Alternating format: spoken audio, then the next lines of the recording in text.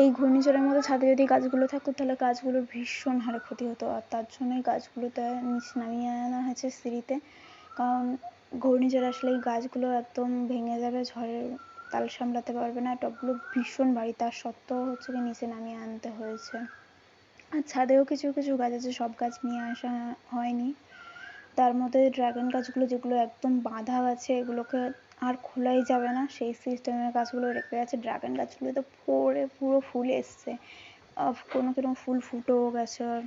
ঝড়ের জন্য যদি গাছের কোনো ক্ষতি হয় সেগুলোকে কোনোভাবে আটকাতেই পারবো না। আর এই বড় ড্রাগন গাছগুলো সবগুলোই হচ্ছে গিয়ে নিচে নিয়ে যাওয়া সম্ভব নয়। কিছু কিছু আরও গাছ আছে, বেগুন গাছ, অ্যালোভেরা গাছ, এগুলোকে দেয়ালের কোণ সাটিয়ে রেখেছি যাতে হচ্ছে গিয়ে ঝড় আসলে দেয়ালেই ঝড়টা বেঁধে যায়। আমার সব থেকে বেশি কষ্ট হচ্ছে ড্রাগন গাছগুলোর জন্য, কারণ প্রায় ছোট ড্রাগন গাছগুলো বাদ দিয়ে প্রত্যেকটা বড় বড় ড্রাগন গাছগুলোতে ফুল এসছে, প্রত্যেকটা ড্রাগন গাছে ফুল আছে। আর হচ্ছে এই ঝড়ের কারণে ফুলগুলো সব নষ্ট হয়ে যাবে। এর আগে হচ্ছে কিছু ফুল এসেছিল ছোট ছোট কুঁড়ি থাকতেই হচ্ছে রোদের কারণে মরে গেছে, তাতে একটু কষ্ট লেগেছে। আর তারপর ফের এই গরম মানে ঝড়ের কারণে আরও কিছু ফুল নষ্ট হয়ে যাবে, এর জন্য সব থেকে বেশি কষ্ট হচ্ছে।